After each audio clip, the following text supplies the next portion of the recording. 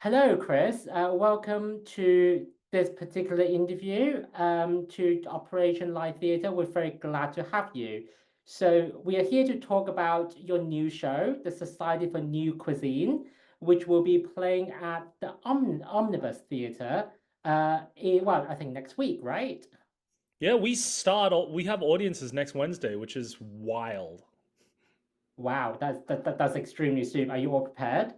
Oh, I mean, what's being well prepared? I mean, we know our thing. We have our tech starting on Sunday, so there's a lot of stuff that's going to change, and our rehearsal room is much smaller than the venue we're going in, and we've made some pretty interesting design choices. So I hope so. I hope so. We're coming out the gate firing. It's a pretty ambitious show for sure. So we have our work cut out for us. Yeah, I mean, you're not on for very long, are you? You are open until the 5th of April, so it's just over 2 weeks, isn't it? Yeah, we've got about a 3 week run. Omnibus generally do a lot of 3 and 4 week runs, and this is it's actually quite a long run for the off West End Fringe, where it's common to have, 2 or 3 night runs. So we're quite lucky in that regard. Like of course, higher up in the ecology when you're at higher profile places, Don Mar, Almeida, etc., then you're entering like, multiple month gigs. But even then, for straight theater, you're looking at like 3, 4, 6 month jobs. It's with not commercial MT, right? It's not like Frozen when you're in there for 14 months, right? Yeah, I think very few things can compare to Disney, to be honest. I don't think that's a reasonable comparison. Even some of the larger productions that are non-Disney related are probably not even in there for as long as, I mean, let's not even think about Lion King. That's been there for decades. That's a whole different scale.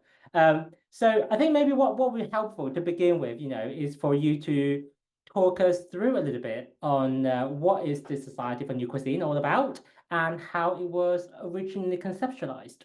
Oh, thank you, Z. I'm so glad. Thank you so much to begin with for inviting me to Operation Live Theatre. It's such a wonderful thing to be here. Thank you.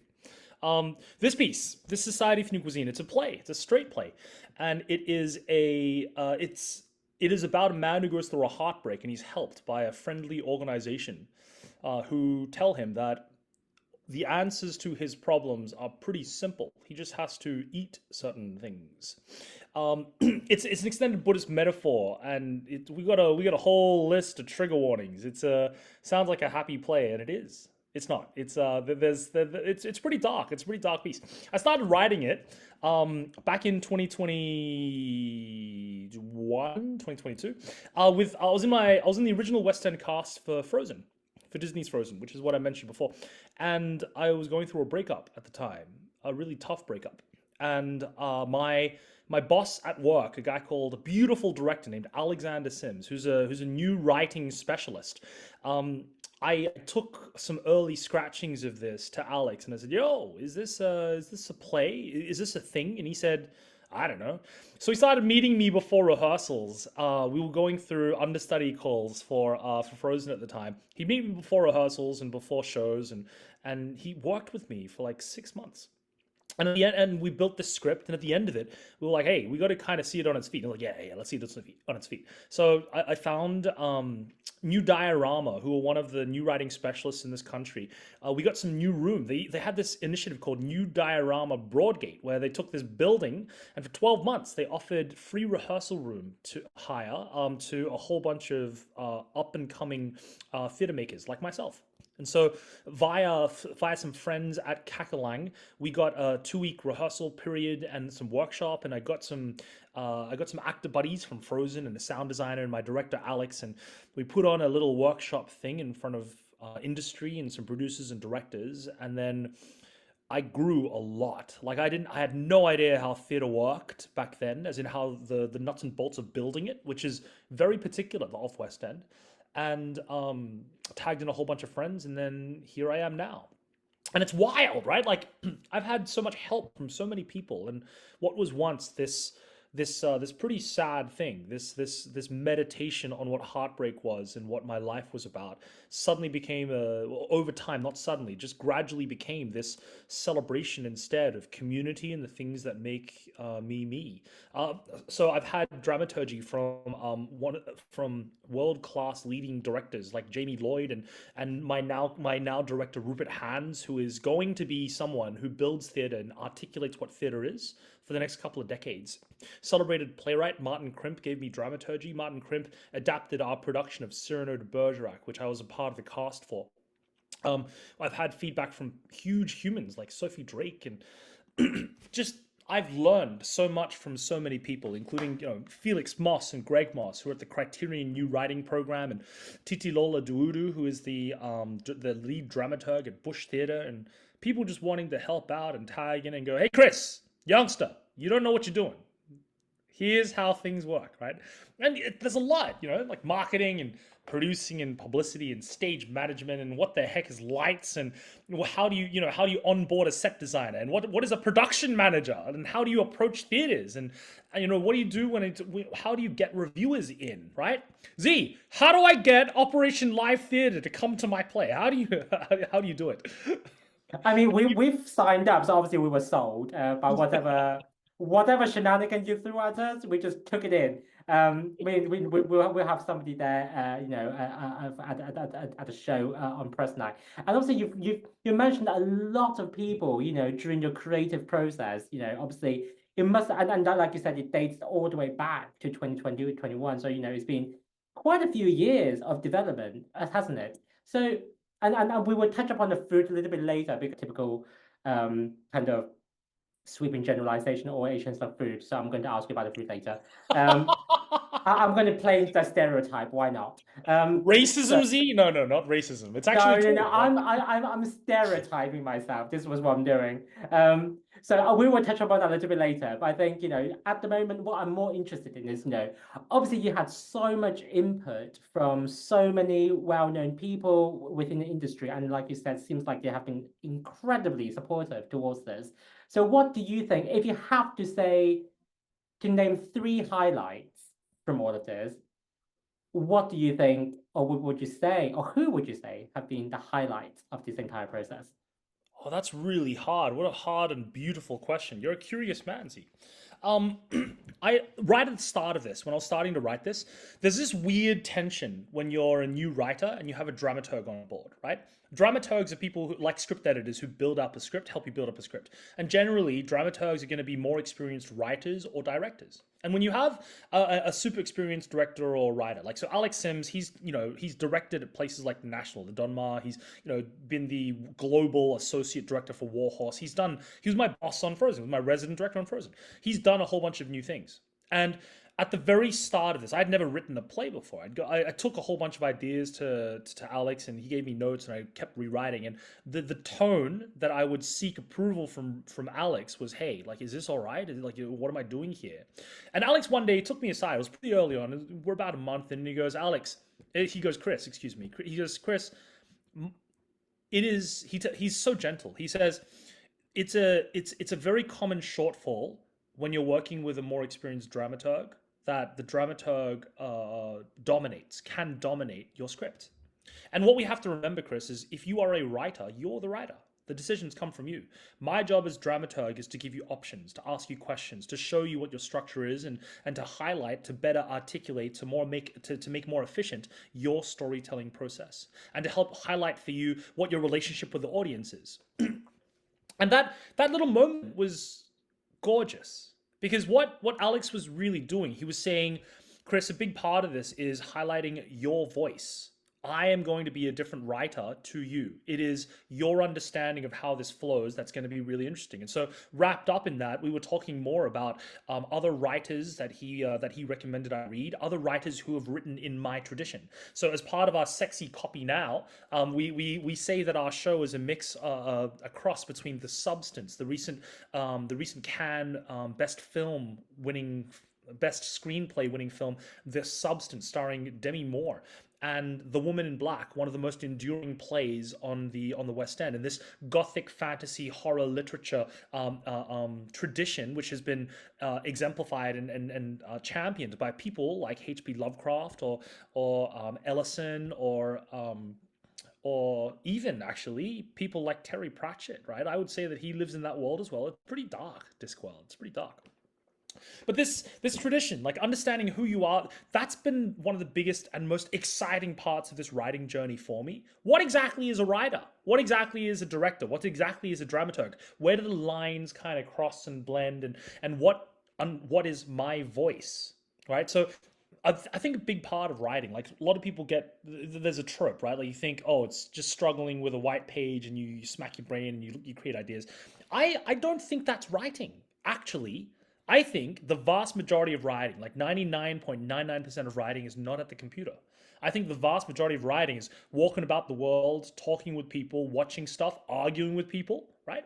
And then you fill yourself up with ideas. And then when you come down to when you have a moment, because, writing doesn't pay a lot, when you have a moment, you sit down with the writing, you should already have all kinds of things. And then it's the bravery and the courage to take all those ideas and put it in some kind of format which makes sense to you and feels beautiful.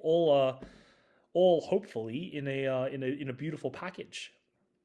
I think maybe just to expand on that, like you said, maybe it has been a beautiful collaboration, really, between yourself and a number of other people, and that there are the lines they do start to blur, right? Like you said, between a writer, director, and various other creatives in the process.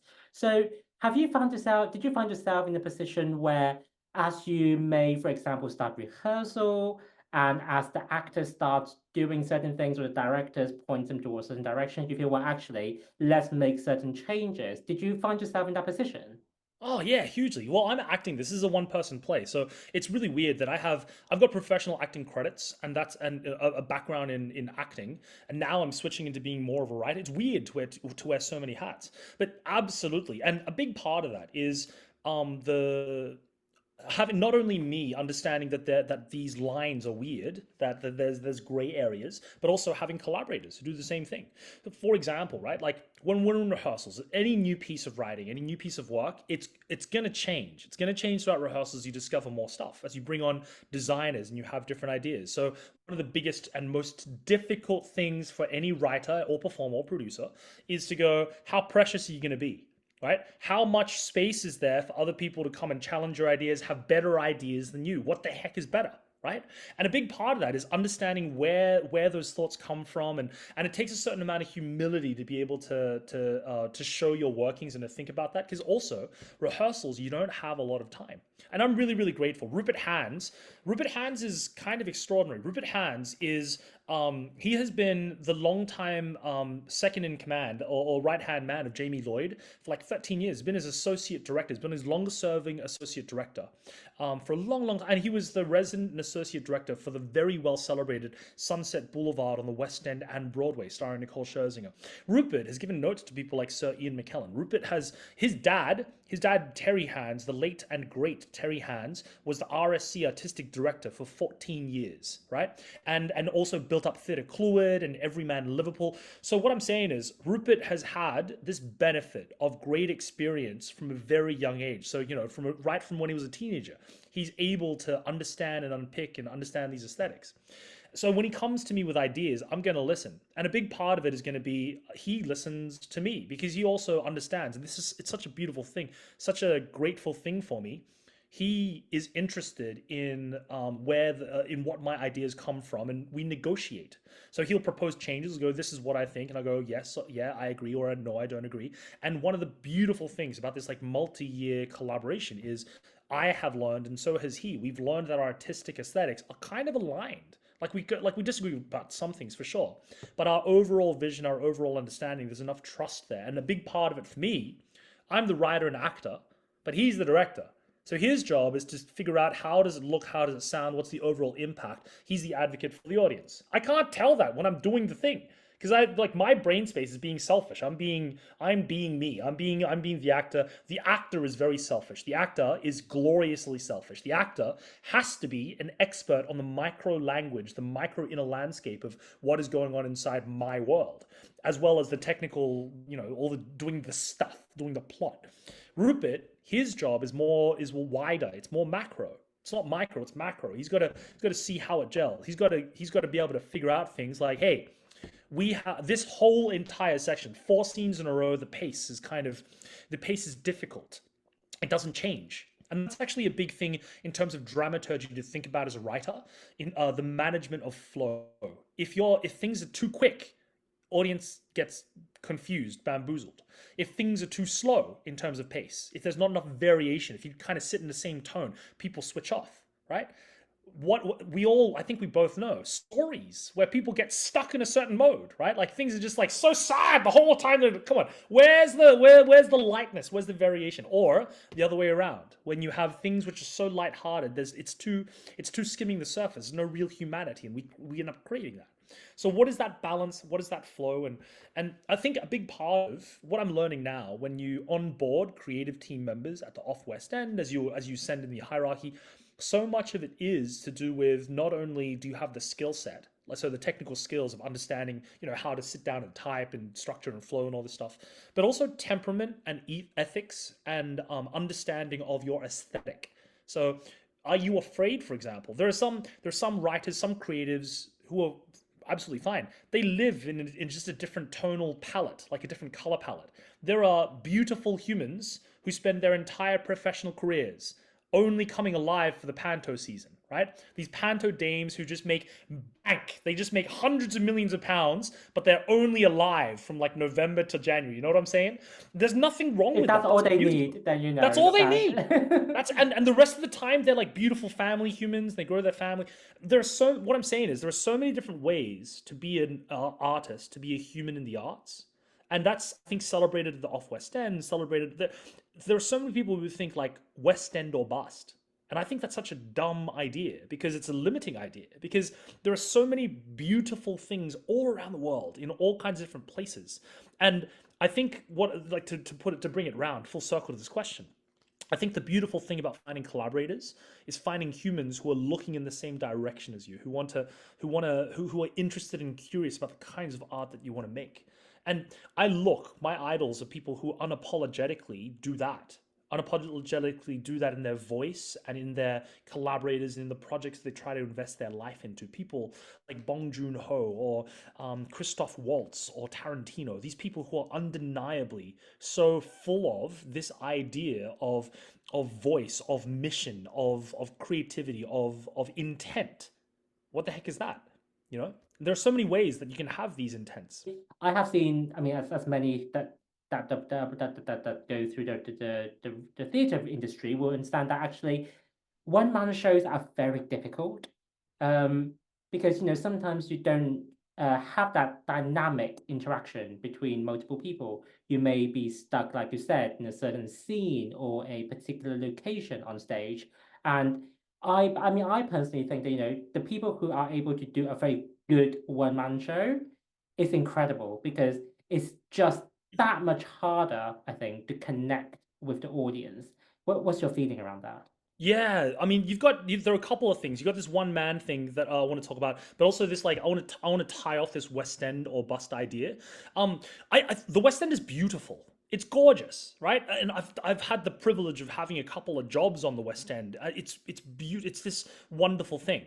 But undeniably, the West End is its own particular ecology, and it's expensive. So one of the reasons why not every show makes it to West End is not every show is commercial. Not every show is able to has the functionality to be able to be sold very quickly to a whole bunch of tourists, a whole bunch of humans, and that has its certain limitations. It has limitations because you have to be able to sell things that are kind of clean. There's no room for the dirty, the weird, the interesting, right? Occasionally we do get that. Fleabag, wonderful, thank you very much. Andrew Scott, right? Seawall. But what I'm saying is every ecology has its own glorious beauties that are unique to that particular ecology, and that comes back down to also the format of one-man plays. So I've been thinking about one man plays for a long time. And probably the first writing or dramaturgical question that any writer should have is form. Why this particular form? Why is this story that you're writing a theater piece? Why is it not a YouTube short? Why is it not a screen show? Why is it not a film? Why is it a one-hander? Why is it not two-hander? Why not three? Why not four? Right? I recently saw this beautiful piece called Ken Rex at the Southwark Playhouse by writer and performer Jack Holden, who I would say is absolutely my elder, my senior in this world. He killed it in Cruise. I saw that right out of lockdown, directed by Brona Ligan, and the gorgeous movement director by Sarah Golding, who I think is undeniably one of the finest movement directors in this country. Anyway, this idea, this dramaturgical idea, why does your form serve your story best? And in order to answer that question, you have to answer a whole bunch of other questions, which is, what the heck is your story? What impact do you want to leave at the end? Like, what is the form of it? For me, a one-man play, the difficulty is a couple of things. How do you deal with the problem of other characters? Are you gonna so you can talk about other characters? You can be other characters. You can yell at other characters. Other characters can be like recordings, right? How do are you gonna embody them differently? For me, the dramaturgical thing that fueled Society for New Cuisine, this is a story about a man who torments himself over and over about a past mistake, about a very difficult mistake, which propels him to do some unspeakably difficult things. So it made sense that all of the characters and everything that we were doing was this one man doing it over and over and over again.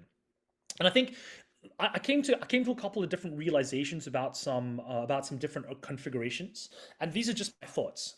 For a one-person play, I think isolation and loneliness is one of the key concepts for every one-person play, because it's you and a bank of audience. It's you versus a whole bunch. So there's times when the one person is trying to be part of that collective, but also times where it's highlighted when you're not part of the collective. In a two-hander, I think that now we have this like illusory fourth wall. I think two-handers in straight theater are about two people connecting and then breaking apart. That's what it is. In a three-hander, I think it is the connection and then breaking apart of all these different interactions. So it's these different power dynamics that makes it interesting. And then four-handers, I think, are two different couples and the different interactions and when they come together and when they come apart. For me, those are some of the simple ideas that grow from dramaturgically changing the setup or the personnel for this. And actually, the first versions of this we did as a three-hander. We originally built our first version as a three-hand play, but I think it's gorgeous. I think the craft of writing and thinking about these questions is so fascinating to me. And like you said, actually, I know we're reaching into the point now where we should be thinking about wrapping up. But before we do that, obviously, I know you took this play to the Fringe previously. So obviously, it's for you, it sounds like it's an evolution of the creative process, since you started, and even during which, you thought about the different format it could take as well. So has the production that you're now taking to Omnibus changed in any shape or form since the Fringe? Yeah, great question. Hugely, enormously. There's a whole new production. And that was actually a condition of Rupert coming on board. He said, I'm not interested in just doing a simple remount. So I said, let's treat this like a whole new production. And he did.